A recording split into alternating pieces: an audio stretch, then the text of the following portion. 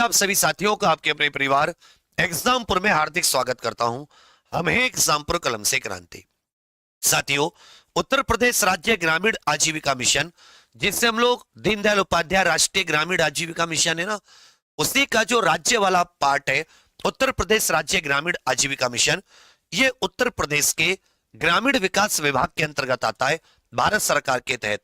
उसने साथ ही संविदा पर ये डिस्ट्रिक्ट लेवल की और जो अपना ब्लॉक लेवल होता है उसके लिए उस साथी कॉन्ट्रैक्ट पर संविदा पर ये वैकेंसी निकाली है, जिसमें अच्छी खासी सैलरी है। ये उत्तर प्रदेश का दुर्भाग्य है कि जो वैकेंसी प्रॉपर सरकारी वैकेंसी हुआ करती थी उनको सरकार ने संविदा बना दिया। मैं तो ये चाह रहा हूं धीरे धीरे सरकार खुद संविदा पर क्यों नहीं हो जाती। खुद तो नेता अपनी पुष्ट बचाने के लिए जब तक बिल्कुल शमशान घाट में भी होंगे तब भी कोशिश करेंगे एक बार जल उठ जाए और एक बार कोई नेता बन जाए। लेकिन उत्तर प्रदेश के युवाओं को किसमें झोंक दिया? संविदा की आग में, जाओ भाड़ में। तो साथियों, पहले मैं समझा देता हूं गुस्से को कंट्रोल करके। आउटसोर्सिंग की भर्ती है, ध्यान दीजिएगा। और इसमें यह क्लियर कर रखा है कि ये रेगुलर नहीं है, ये साथी टेम्पररी है। और ये केवल कैसे है? External human resource outsourcing company के द्वारा संविदा पर यह भर्ती है, किसी कंपनी के थ्रू।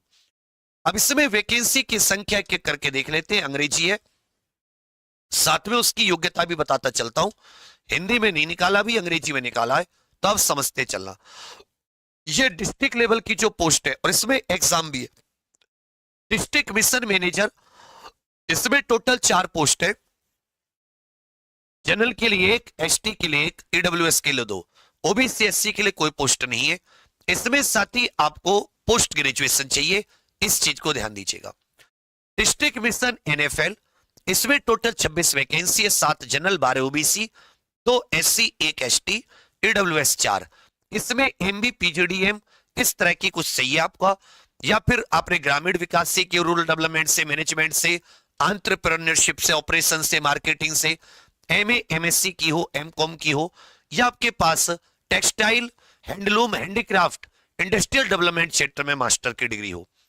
तीसरी इसमें जो वैकेंसी आ जाती है मेरे भाई, इसमें ध्यान दीजिएगा, तीसरी वैकेंसी आ जाती है डिस्ट्रिक्ट मिशन मैनेजर, जिसको कह देते हैं डिस्ट्रिक्ट मिशन मैनेजर। ये एमएफएफआई करके हो जाता है। इसमें टोटल 38 वैकेंसी है। इसमें भी एमबीए पीजीडीए इस तरह की चाहिए। एमई एमएस में 38, इसमें एमसीए एमएससी अथवा आपने कंप्यूटर साइंस इत्यादि की हो, इन सब से। ये स्टैटिस्टिक्स इकोनॉमिक्स से आपने कोई एमए एमएससी की रखी हो, तो इन सब में क्या जाता है, ये कुछ डिस्ट्रिक्ट की वैकेंसी है। फिर डिस्ट्रिक्ट वैकेंसी मिशन एफएल करके जो हो जाता है, इसमें टोटल 40 वैकेंसी आ जाती है। इसमें भी ग्रेजुएशन, पोस्ट ग्रेजुएशन की डिग्री चाहिए, एमएससी इत्यादि की, एमए इत्यादि की।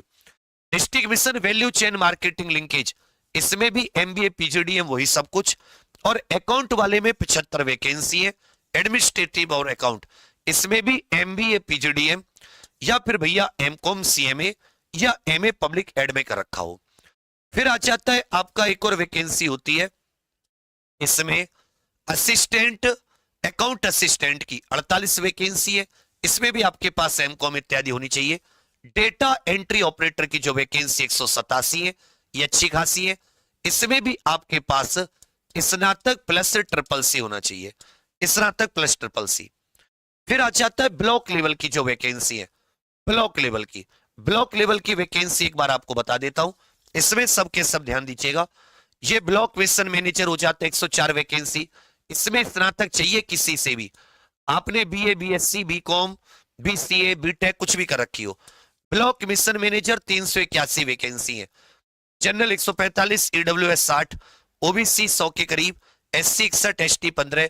इसमें BBA, BA economics, BSc hotel management, fashion technology या ये सब। ब्लॉक मिशन मैनेजर एमएफएफआई, इसमें बीकॉम, बीए इकोनॉमिक्स, बीबीए हो, 456 वैकेंसी, अच्छी खासी।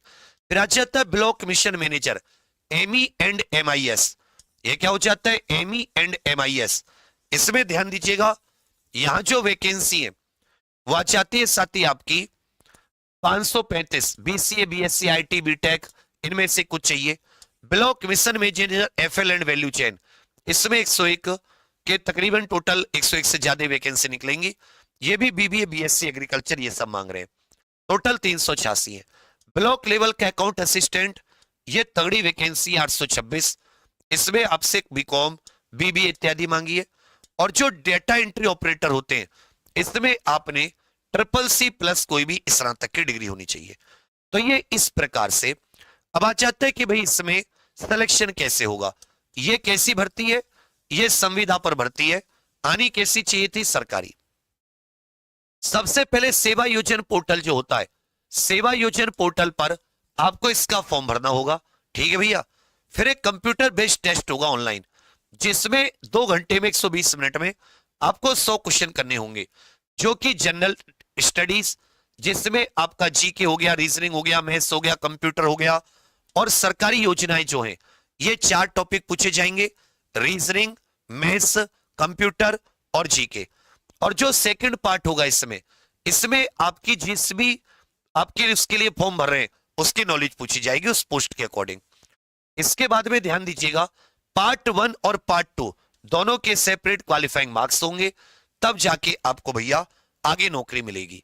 समझे मेरी बात। इसमें जनरल इत्यादि के लिए मार्क्स का क्राइटेरिया भी बता रखा है। दूसरी बात, इसमें यहां पे इन्होंने सिलेबस दे रखा है। सब्जेक्टिव एरिया जो होता है, करंट अफेयर जनरल एफिशिएंसी से पूछेंगे कि भाई कोई कौन सी करंट अफेयर पिछले 12 महीने के, इसमें सब कुछ दे रखा है। यूपी की नॉलेज हो गई, यूपी का सेंसस 2011, ग्रामीण विकास हो गया, गवर्नमेंट की स्कीम हो गई, मनरेगा इत्यादि, रीजनिंग आदि से पूछेगा। आपका साथी मैथ्स से पूछेगा, कंप्यूटर से पूछेगा, और डिजिटल गवर्नेंस और फाइनेंशियल से पूछेगा। ये तो पूछेगा पार्ट 1 में भर भर के, जबकि पार्ट 2 में ये पोस्ट से स्पेसिफिक। तो किसमें क्या दे रखा है, सबके बारे में इन्होंने एक बेसिक सा सिलेबस दे रखा है कि जब आप इसको पढ़ोगे, मतलब है तो ये वैकेंसी कैसी, संविदा की, लेकिन इसके लिए जो टेस्ट है वो बिल्कुल IAS लेवल का टेस्ट है। समझिए मेरी बात। इस तरीके की याद रखिएगा सबके सब। ये यहां पर क्या बता रखी है, ये यहां पर इन्होंने इसकी इसकी सैलरी भी कहीं 60,000 है, कहीं 63,000 है। तो अब इसके फॉर्म भरने की पूरी प्रक्रिया मैं बता दूंगा। इस संविदा की भर्ती पर आपका क्या कहना है, और आप इनमें से 12th वालों के लिए तो मुझे इसमें कोई वैकेंसी नहीं दिख रही, ज्यादातर स्नातक और अलग अलग जो BBA BCA इस तरह से किए हुए हैं उनके लिए वैकेंसी दिख रही है।